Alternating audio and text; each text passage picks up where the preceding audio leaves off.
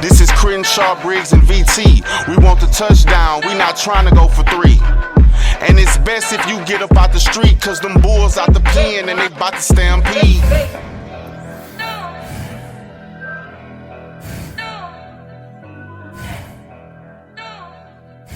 Welcome to the Texans Fan Battle Podcast, hosted by the Fan Battle Sports Network. I'm your host, Matthew Briggs, and always with me, I got my amazing trio. First off, let's start off with my A1 since day one, Mr. Crenshaw. What's up, buddy? How you doing? And guys, you know this guy very well because he argues with everybody. We got Mr. BT himself. What up, what up, what up? Guys, we got a special guest in the building tonight. Y'all know him off of 610 in the loop. We got Landry Locker. How you going, bud? Man, I'm doing good. That video, you already got the new highlights and everything. Y'all are on top of the game. I enjoy talking to you guys, like the passion, the viewpoints. You are right. Brown Chubby Bear is a crazy SOB, but that's why we love him. Well, we got a comment already. Landry Seafood is greater than Landry Locker. That is true. That is true. It's a very underrated establishment, actually. I don't know why it doesn't get more love, but I am a Landry Seafood fan. But that is a fact. Well, you were kind of telling us you're a firework expert. Real quick, Landry, in celebration of 4th of July, what is the most underrated firework of all time? The most underrated firework of all time, if you can find it, it's 350-gram cakes. Like 500-gram cakes are the ones that people buy the most, but it's the 350s are actually more compact. There's a cake, if you can ever find it. It's a Brothers thing. It's called Jaws. It's called Jaws, and it's back in the day. Yeah. $35-$40. It's got an alligator on it because I think they didn't want copyright, but it's called Jaws and it has an alligator. And then there's something called Firework Fiesta. That is very good bang for your buck. That's what I would go with if I would get something like that. All right. Well, let's kick it off with some NFL news. You down with that, Landry? For sure. All right.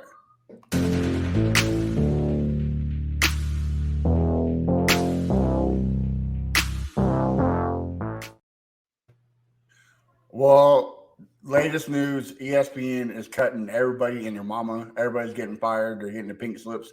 Landry, I'll start with you, man. Who is the most surprising cut of all?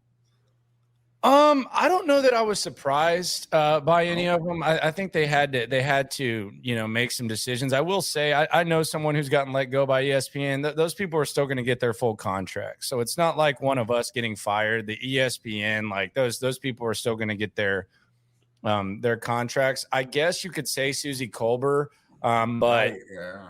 She was working, probably not a ton, and they have girls like Lauren Rutledge and stuff like that are probably ready to go and probably need to be elevated. So I was a little surprised by Susie. I was actually surprised about Todd McShay too, because I just kind of thought that at some point him and Kuiper were a package deal.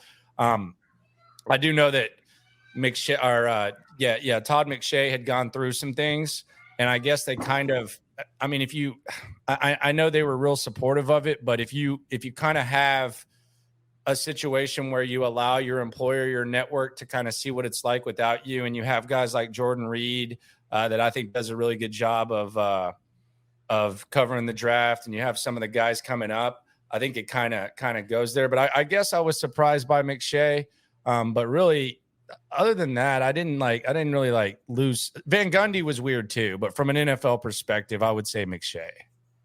Okay. BT, what about you? Well, I don't know if I was surprised necessarily about anyone that got let go, but I think I was more surprised about some of the reactions because a lot of people were blaming Pat McAfee, but I don't really think that Pat McAfee is to be blamed. First of all, if anyone ever got the chance of going to ESPN, you're going to take it. So obviously he did. But it seems like to me that they made that decision well before they signed Pat McAfee there. And it's understandably why, right? Like so many people, even us, are watching stuff on YouTube or listening to podcasts as opposed to ESPN. So they had to change the game. So, but I just found it interesting that he got a lot of the hate because of what the alleged contract that he has. Okay. Crenshaw? Like I really wasn't surprised. I really wasn't really sad for those guys. 'Cause like what Landry said, it's not like it was Rich Lord or Mike Messler when they got fired. I felt that because I grew up, especially Rich, listening to those guys. So and they'll bounce back. They'll be okay. So that's my take on that right there.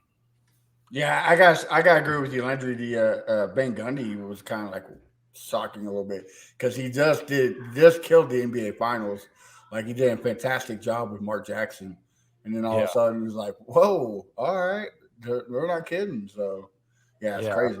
I don't know what they're going to do with that. I don't know if they thought maybe Jeff was going to be done when his contract expired. So, maybe pay him and try to develop someone and get them a little bit more familiar. But yeah, that was surprising because that's your A team NBA guy. So I guess that was a little bit of surprise. But I mean, I think ESPN needs to kind of rebrand. I think it's good that they're, going to put McAfee there with Stephen A. I don't know how much longer Stephen A is really going to do this. I think he might have like bigger aspirations. It kind of seems like he's doing his web show a lot. It seems like the FanDuel thing, and he's touching on other stuff. But I like that they're bringing in McAfee, kind of revamping things because they've made some mistakes, I think, in the past. I think they kind of turned their back on radio a little bit too quickly because I was actually at ESPN Radio, like one of the 5 branches, like the Dallas branch before, and they had only 5 branches that they were putting a lot of money into, and they ended up kind of like cutting the cord on radio, and you can kind of hear it like even on the national perspective. And I feel like if they'd gone more in on radio and just focused on the digital side, I think they could have been what Pat McAfee is. Like they could have brought in some guys and been that. And now it just seems like they're kind of adjusting with some of the decisions they made. The ESPN Plus, I don't know if y'all subscribe to that, but I mean, they needed to make some sort of splash, and that's what they did. But I mean, in a world where we all know someone, and I'm not trying to be Mr. Well, that they make millions of dollars guy, but like in a world where we know, especially the last few years, we all know people that are getting, let go of their jobs and they get like a month of severance or something like that. I wouldn't feel too bad for Steve Young because he lost his gig or something like that, or Keyshawn or, those guys. Well, I also think is what hurting ESPN is more of the broadcasting and like the more of the reality. They love the reality more. Reality TV is killing TV. Period. Yeah, you're talking about drama and stuff like that. Yeah, right. And it seems like they're stepping away from the actual broadcast and trying to go. I think that's why Stephen A. Smith is so popular because he's reality at its finest. Saying crazy stuff at any time. So he's the originator of it. I don't think it's necessarily bad. I think drama, and I know VT's up there smiling because his ass dang sure ain't going to separate from the crowd. Dang sure better not try to do that, my friend. But I think if it's authentic and it's actually like has some substance, it's good. But what I think ESPN has done is there's been like forced, and there's been like people. You can see it with Orlovsky a lot, and I think even Mina does it, and they both do their thing. They're trying to do a GIF, and they're focusing more on like GIFs. Like the best example I can use is I don't think ESPN is focused on what's good on TV, and they haven't been able to separate it from online. Like Brian Windhorst, I'll use Brian Windhorst as an example. Like he does that dumbass like finger thing. It's the worst effing TV I've ever seen in my life. It's garbage. It's trash. And as a result of it, because it goes viral, they give him more TV time and they do a whole segment on it. It's like, okay, it's funny online, but the dude was terrible on TV. So I don't think they've really been able to separate, Twitter and all that stuff from like the actual broadcast. I think they've kind of made that mistake a little bit, but we'll see what happens. I think McAfee does a good job, and I think with those resources, he's going to be pretty good. Hopefully he stays authentic and stays true to himself, which I don't see any reason why he wouldn't. Well, one thing, I mean, you brought up, like the Twitter and all the social media stuff. And I think that's one thing that their talent doesn't really have, is that they have their TV presence, but they don't really have a huge social media presence. Sure, people retweet and stuff, but in terms of bringing people from social media to ESPN, that isn't happening. So I think that's part of the problem that they have. They aren't able to be everywhere, right? They don't have their own YouTube channel, their own doing Twitter that's popular. enough to actually bring people to say, hey, I know you from YouTube. Now I'm going to watch on ESPN. So I think they just haven't really been updated. They just are stuck in the old ways and kind of hit everyone at the same time. Yeah. Well, speaking of reality TV, Hard Knocks is coming back, and it seems like the Jets are going to be forced to do it. BT's like been a hard bit. Yeah, so hard about the Texans being on there. I don't really want it, especially being D'Amico's first year, but BT's hard on the Texans being on the Hard Knocks pause. But Landry, I'll start with you. What do you think about all this? I think the Jets are the right pick. I think it's the right pick is the Jets. I mean, it's kind of a no-brainer when you have Aaron Rodgers, you have the New York media, you have Sauce Gardner, you have Robert Saleh, who's got a nice presence about him. You just have a lot going on, but I think it's kind of a no-brainer. As far as the Texans doing it, I mean, I wouldn't hate it, but I wouldn't. I'm not like maybe we can wait a year or two before that happens. I would anticipate they'll be on Hard Knocks the next 3 years, maybe 3 or 4, something like that. But I think the Jets was the right call. All right. Big T, we know you're not happy with it at all, but go ahead. Listen, I'm not happy at all. Remember when we had Drew Doherty on the show here, he agreed with me, which is that we were likely going to go into, no matter what happened in the offseason, we were likely going to go into the 4th losing season. And Landry, I know that one of the things that you said was that the fans were apathetic this past season. And I know that too. When I flew down, people called themselves Texans fans, but didn't know who we were playing next week. So, I was at the bars and stuff and talking to people, and yeah, they're like, yeah, Texans, yeah. And who we play next week? Oh, I have no clue. I mean, they had no idea who was starting in different positions. They just didn't care. Yeah, they call themselves Texans fans, but that's about it. And I think that Hard Knocks would have helped bring more people and become fans, even though that I think we're going to win like 7 games. So we're going to have a losing season again.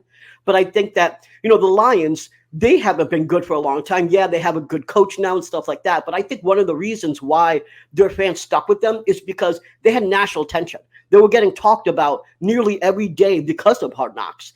And that helped fans, go to the stadium. That helped people outside, out of the market, be interested in the Lions. I think that that's what would have happened with the Texans, because I think D'Amico has a great personality. We have players with great personalities. I think that we would have fed off that. And unfortunately, they didn't do it. Like, if I was Cal, I would have volunteered and said, they're doing so many things to bring the fan base back, right? He's grilling burgers. He's the jersey buyback and all this other stuff, the fan council. He's doing so many things to bring the fans back that Hard Knocks would have been the ultimate, here you go, fan service. And he chose not to do it. So, yeah, I think that was a missed opportunity. BT, why else the Lions were being talked about? They were exciting to watch. The Texans are not. But we will be exciting to watch this year. That's why I'm saying, we can hope. New quarterback, we can hope. A new quarterback, a new head coach, a new OC. Like we have all the formula. Unexciting. That can be unexciting, though. A rookie quarterback in first year, that can be unexciting. It can be, sure, but I think we have the formula set, and Hard Knocks would have helped us have fans not be apathetic. I see what you're saying. I'm just saying that's why they were being talked about. The 8th best offense in the NFL. That's what, I'll stop talking about 1 minute. I just want to say this. I have a feeling that we will only win 1, maybe 2, but I really only think we'll win 1 game before the bye. And I hope that fans don't check out before then, because I have a real feeling that that's going to happen. And shots fired by Crumpler. Shots fired by Crumpler. You're trying to sabotage D'Amico. Why are you trying to do that? Man, I don't think it's a sabotage, honestly. Even Drew said it. Like, yeah, coaches don't like it, but listen, our year that we went to the playoffs. It's not sabotage. I think people think that it hurts more than it actually does. It doesn't. Chris, I think the Lions was so popular because the Tigers and the Pistons suck. So that's the only thing good in Detroit. See, here in Houston, we got the Astros and everything. But can a rookie coach be on Hard Knocks first year? They can volunteer. They can't be forced. Okay, so maybe they could have asked him. Well, maybe he wanted to. Like, nah, let me chill out for a little bit. Let's see the product first. And like Landry said, 2 or 3 years down the line, I don't think it's in the word that we're not on hard knots. Because I want to see product on the field first before we see behind the scenes and everything. But I think the Jets the right call because the Jets could be an interesting team. If they don't make the playoffs this year, man, everything was a failure. Mhm. So I can't wait to watch him. The Brees Hall come back and everything. Aaron Rodgers. So I think Jets the right call, man. All right. Well, Landry, let's get in here why we're here. Let's talk some Texans news. You ride with me, you can slide with me if you feel like 550 on the fly stick, you can get high with me, that's a deal, right? Ride with me if you ride. All right. Well, first off, Jalen Waddle was on Channel 2, KPRC, and he said the most underrated player was Jalen Petrie in the safety backfield. Landry, is he right? He said he was the most underrated DB. I don't know. I think Jalen Petrie's rated about where he probably should be. I don't, I actually think the most underrated DB in the division is Tyson Campbell for the Jags. Okay. Tyson Campbell last year I think he was in PFF's top 80. I put him number 10 on my list of best players in the AFC South of 2023. I don't think Tyson Campbell's gotten enough love. He played every game. He was on the outside.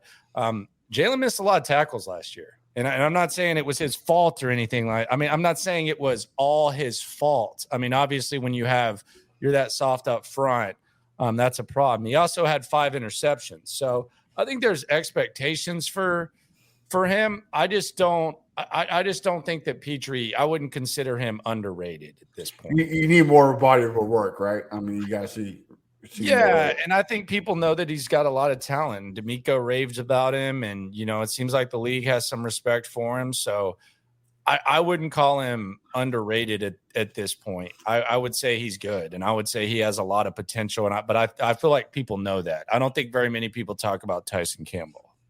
Okay. Well, Chris, I'll kick it off to you.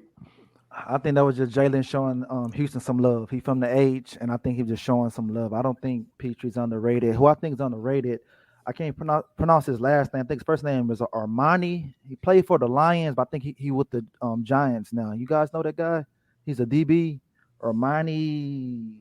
Shit, I can't pronounce his last name. Some crazy last name. I think he's underrated, and maybe the David Long kid from the Rams is underrated.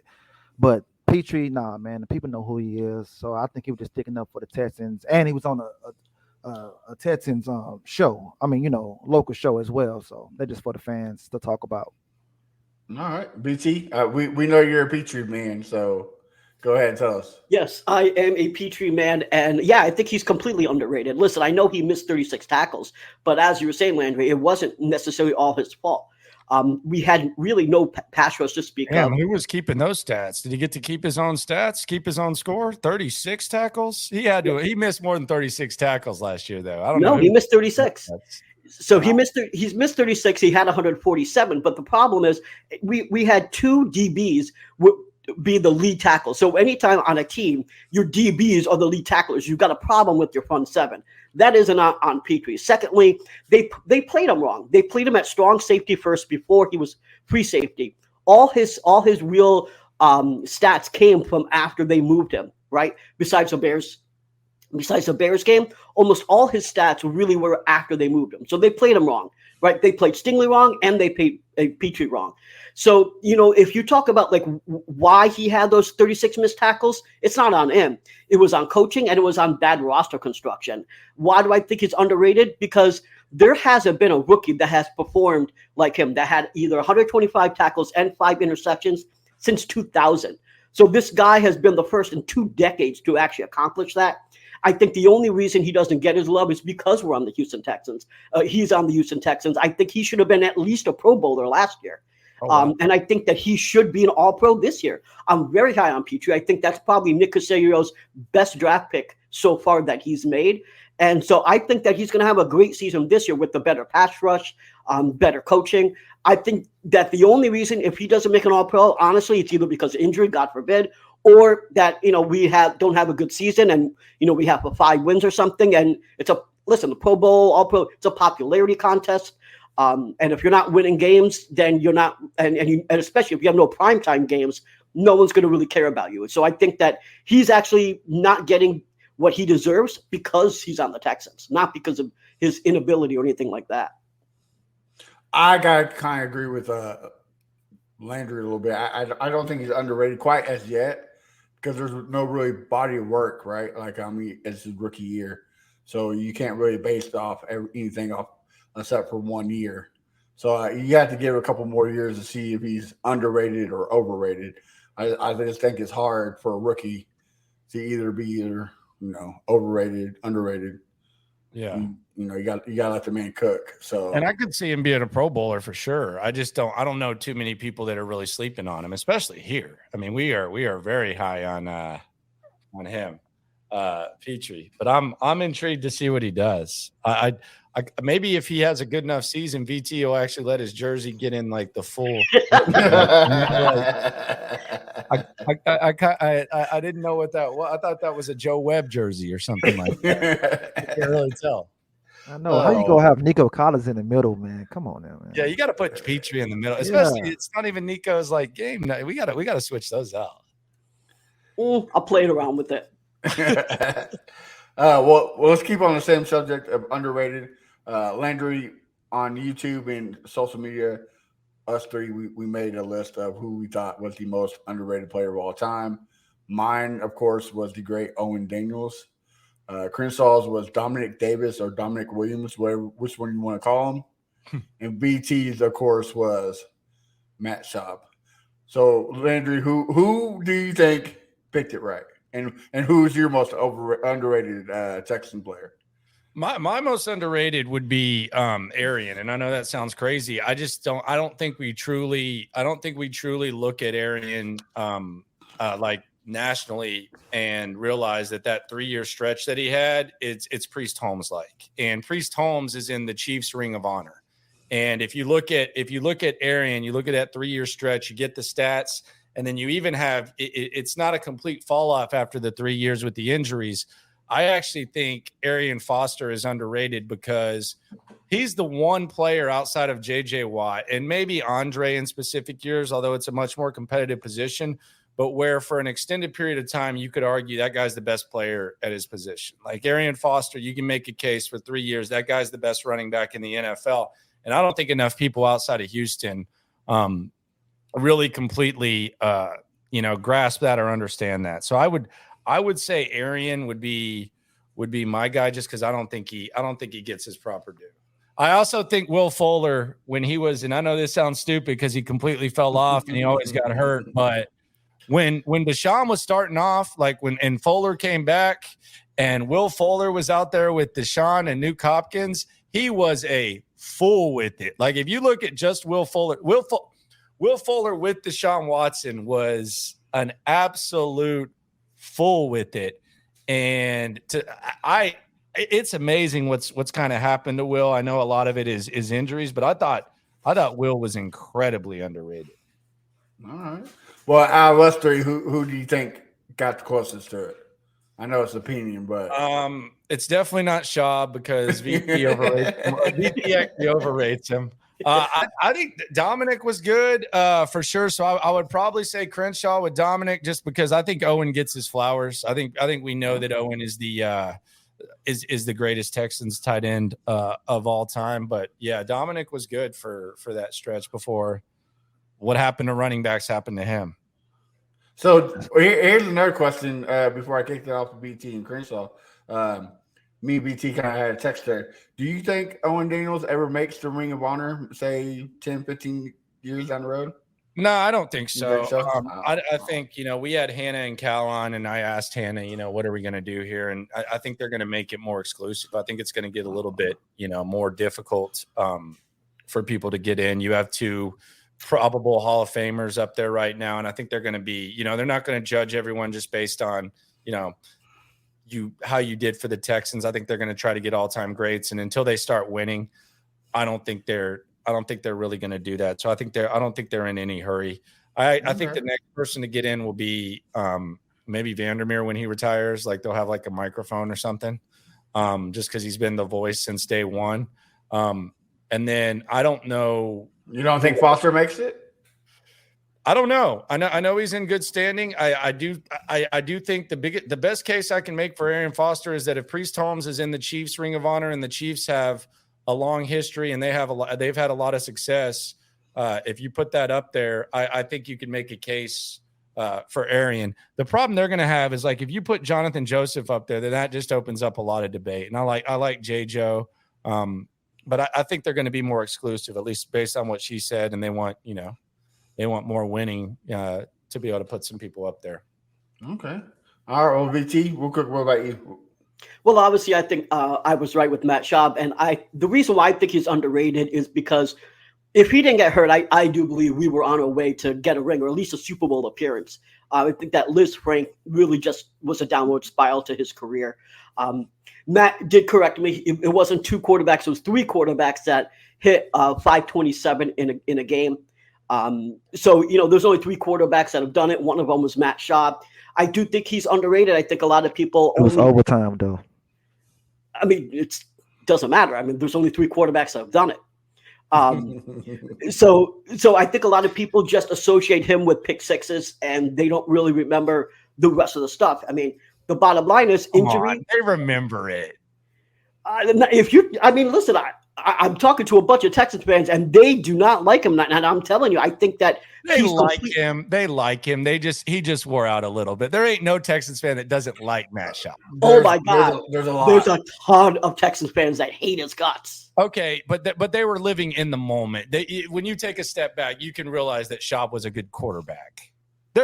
He pissed a lot of people off, the pick sixes and all that, and he fell off. But there's some love for Matt Schaub.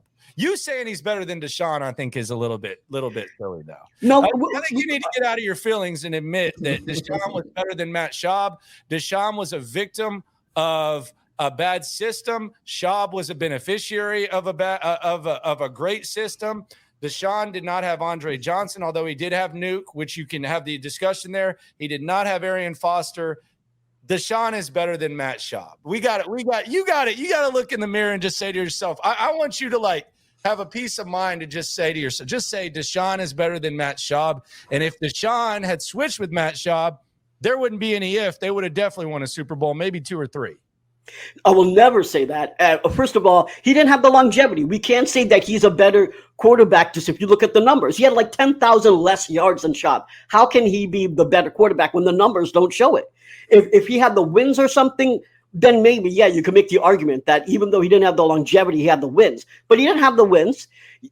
He had a short career here. So there's no way that you could say he's a better quarterback because of what could have been. Because you could say what could have been for a lot of players. Like you said, Will Fuller. But is Frank Gore better than Jim Brown? You listen. Longevity, I'm asking, is he? Right. Earl Campbell, Barry Sanders. Megatron. Is Frank Gore better than Earl Campbell? The bottom line is when it comes to the Houston, because we're saying Houston particularly, right? We're talking about the Texans. And the bottom line is that Deshaun Watson can't be just because he was here for such a short period of time. That disqualifies him. Matt Schaub had a great team around him, man. The offensive line, the defense, he had everything around him. The coaching Most great staff, quarterbacks have great teams around them. Look at the coaching staff then and look at those guys now. Most of those guys are head coaches now. So he had more things that Deshaun had. Like I say, I'm not a fan of what happened with the Watson thing, but for a skill set, Watson is a better quarterback than Matt Schaub. You know that in your heart, VT. The bottom line, he just wasn't here long enough to make that determination. If he was here long enough, yeah, that would have changed. But even that short period of time, he showed that he's a better quarterback, though. You can't say what could have been, right? Again, it's a hypothetical. If he was here long enough, you're right. He would have been better than Matt Schaub. There's no doubt about it. But the fact is he was here for such a short period of time that he can't make that list for me. Too short. Okay. Right. Like Mike say, fair. Yeah, fair. All right. Well, we know we're crunched for time, Landry, so we're going to jump to a fan favorite of who is Landry Locker.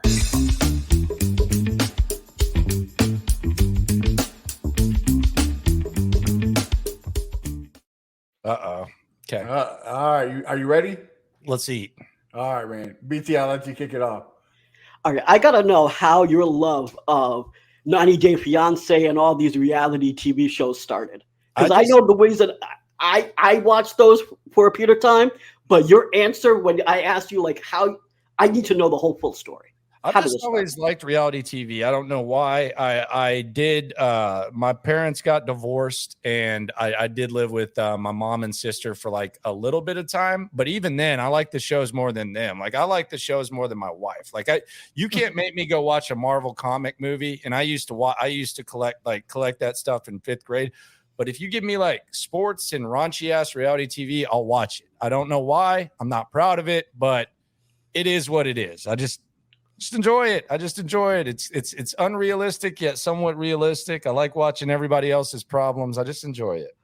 So before I move on to Crenshaw's question, is the challenge in your top 10 of reality shows? I like the challenge. I haven't watched it as much like in the prime CT days, like when CT was just Beast. big body and Beast, he's the yeah. goat of it. I was in it, but the more that Johnny Bananas got pushed, I was just kind of like, man, I don't really like watching him as much. So I kind of went away from the challenge a little bit, but anything else like that is up there. But the challenge was nice, man. TJ was a good host. When CT carried Bananas on the back. Oh yeah, that dude him up and put him on his shoulders. Yeah, that has to be. Yeah, Right, that has to be like history. Yeah. And That was beast mode right there. Yeah. All right, Crenshaw, what's your question? Earlier you were saying that you worked in Dallas, and I hope this don't start no controversy and anything. Which fans are worse, the Houston fan base or the Dallas fan base? I would say that the Cowboys fan base is worse just because there's a lot more of them. You know, there's people all over the place. There's a lot of passion. Jerry Jones is a mastermind when it comes to drama and understanding stuff like that. So I would say, like, if you're just talking about like the worst representation, I think all fans can be equally as bad. But as far as just the smoke and the venom and stuff like that, it's for sure Cowboys fans. Y'all see it. What about the ones that you like call in to the show and everything? Oh yeah, that's hit or miss. That's hit or miss. It's been rough, but yeah, it's got to be. It's got Houston fans are great, man. I don't really fan anger and stuff like that, and fan passion and irrational. It really doesn't bother me. But Cowboy fans, there's just so damn many of them, man, and a lot of them. You know, I know VT was pissed off because he was trying to talk about the 2 deep at bars when people were just trying to get fucked up. But there are some Cowboy fans who probably couldn't even tell you who the starting quarterback is. All right. So Mavericks fans or Rockets fans? That's a tie. That's tough. The NBA is Mark Cuban developed kind of like a culture of whining. So there's a lot of like whining and like bitching about refs. But it's kind of the same thing with the Rockets at times, not quite as bad. But I would say Mavs back like early Cuban, he kind of developed like a bitching about the refs type of mindset. All right. Well, before I ask BT his other question, BT claims that he's your best friend on the show all the time. So right there. So I made a mission to make John Lopez my best friend. Okay. So I'm going to try some. Crenshaw's going to send me a bottle of this OG sauce. Okay. Is it legit? Yeah, it's good, man. I really like it. It's thin, but I like to like put it on veggies. I like to put it on all the meat and stuff like that. Yeah, it's good stuff. It's spiced. He's been making it at the station for years. So he we taste named tester, it. huh? Yeah, well, he was bringing in bottles, and we were just like, man, this shit's good. You should call it, And then we came to the name OG sauce. So yeah, you'll like it. It's really, really good stuff for sure. Because I'm a fat boy, so I love my sauces. Hey, so, skinny boys, fat boys, everybody likes the sauce, man. The sauce makes it better. Don't let any like hardo barbecue like fan so you don't need sauce on my barbecue. Go kiss my ass. Like you need the sauce. It makes it better. So don't give me that.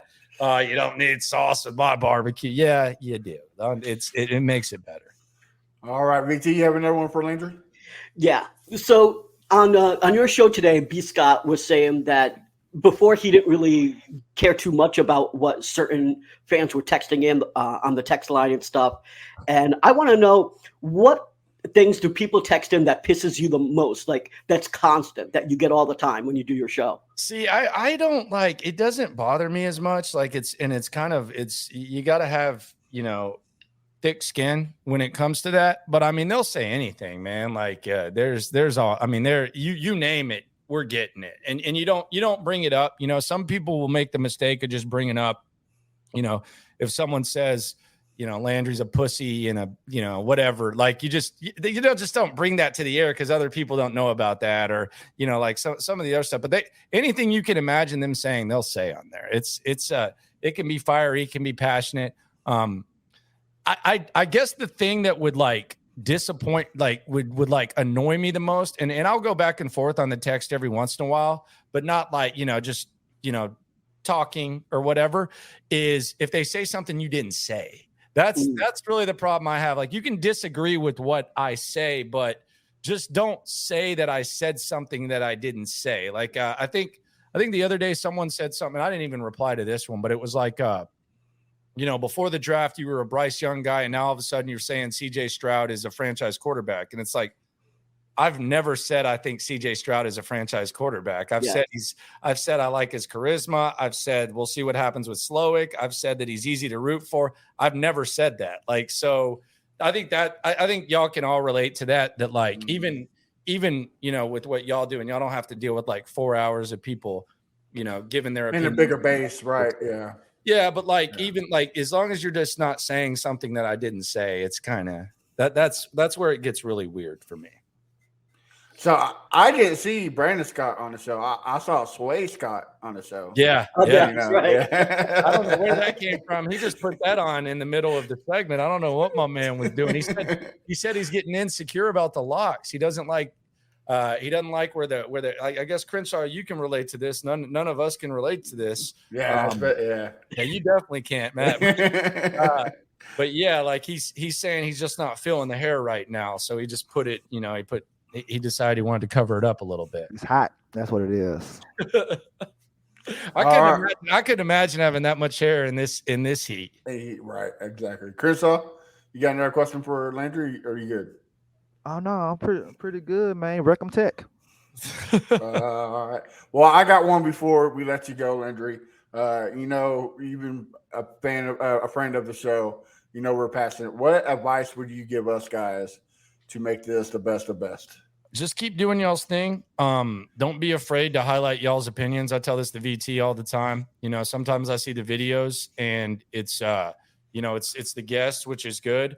But at the end of the day, you three guys being fans, you three guys being there since day one is what's gonna, what people are gonna come here for. We can see interviews all over the place of what these athletes think, but I think the more that you guys feel comfortable showcasing y'all's opinions and just keeping doing what y'all are doing, keeping consistent, I think you're gonna be okay. And I think that's the key, because it's about to get. I mean, let's be honest, like the Texans are a more exciting squad. There's probably going to be more people looking for, Texans content. The NFL's going on YouTube. I know you guys are on YouTube, so it's only going to grow, but I would just say that, be sure to showcase what y'all's takes are just as much, because, y'all are the straws that stir the drink on this. And it's Gig'em, Crenshaw, what Tyler said. You said, I thought it was Recom Tech. All right. Well, VT, do you have a quick question, or are you good? I'll ask one really quick question. So I know that you're in the process of moving and stuff. And so what was on your playlist? Because you had to probably put furniture together and stuff. What were you listening to get through all that crap? Man, Figgy has put me on. So if you know me, like I'll listen to any like old school South hip hop is what I listen to. So the Swisher House era, I stay in Atlanta, I stay in Memphis, I stay in New Orleans. I stay South. I do not listen to East Coast rap. I don't like it. I've never liked it. It's not like a Hardo thing. It's just not my thing. Like, it's just not that.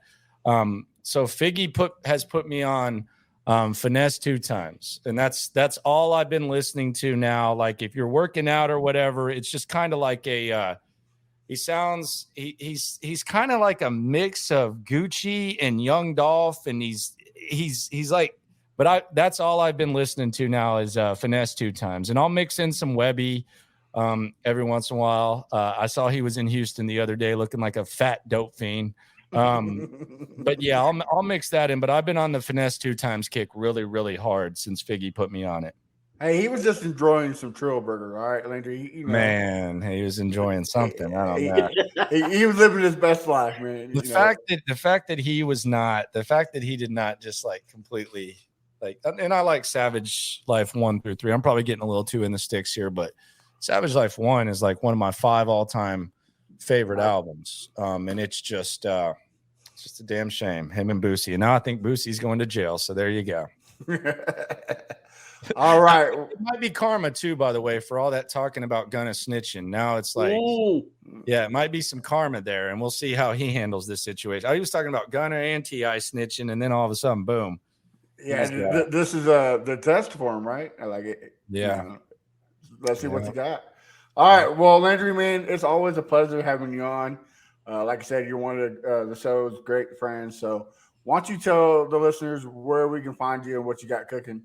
And Chris rubbing my face. So we got In the Loop 10 to 2, Monday through Friday, Sports Radio 610 in the Odyssey app, and then a Locker Room on YouTube. The Locker Room at Landry Locker on the social platforms. See, I showed this off to VT the other day, so we got a little sign. I love it. You can change it up a little bit, but yeah, Locker Room on YouTube. Check that out. So. Yeah, I'm a little jealous. You have BT on, but you haven't had me and Chris on yet.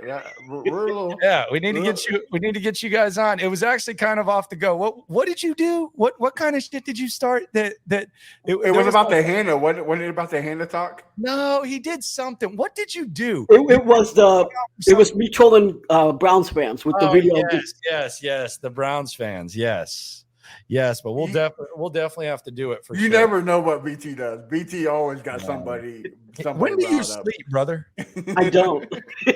No, really. When do you sleep, sir? No wonder you're fainting and having to cancel a road trip. I mean, my man is like, you wake up from the morning, and you guys all know this. You whenever you do it, you open up the Twitter app, and this dude's arguing about damn climate change or something like that at 5 a.m.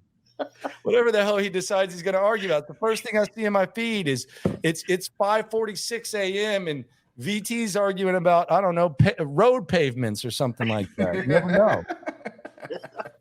Oh man, good stuff. Speaking of BT Twitter, tell us where we can find you at, bub.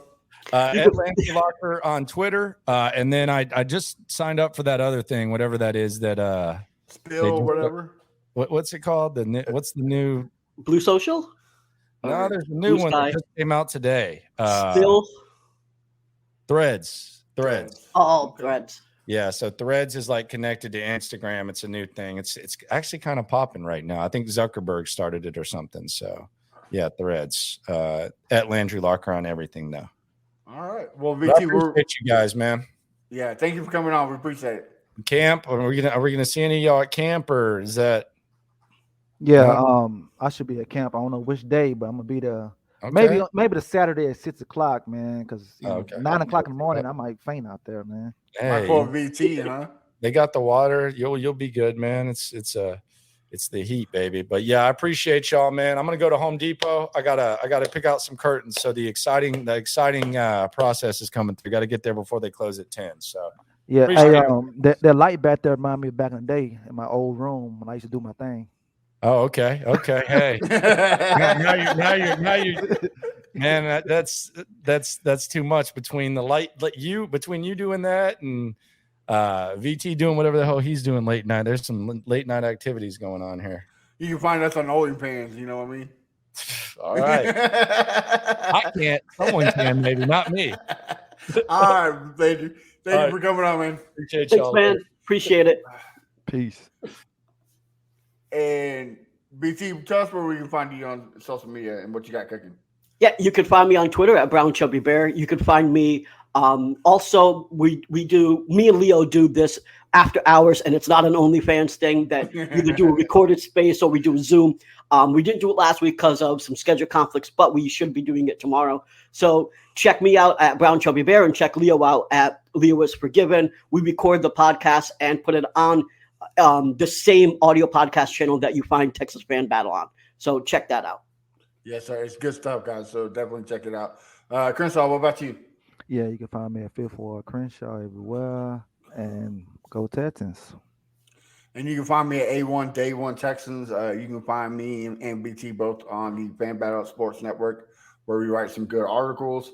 And you can also find me Sunday on AFC South Fan Battle, where I trash talk the Jags, Colts, and especially Titans because they're crybabies. And you can find the podcast Texans Fan Battle everywhere. So make sure you tune in. Till then, guys, have a wonderful weekend. We'll see you later. We cover all the topics with intelligence and logic. I know you want to score, but ID gon' stop it. We from Texas, so that mean that we Texans. Breaking down the X's and O's, our profession. No complaining, just training, you see the progression. They had a Pro Bowl for talk shows, we get selected. We gon' celebrate every win like a birthday. Ray J with the news, first with all the updates. Spin move on the competition, yeah, we juking them. You not really in touch if you not tuning in. This is Crenshaw, Briggs, and VT. We want the touchdown, we not trying to go for 3.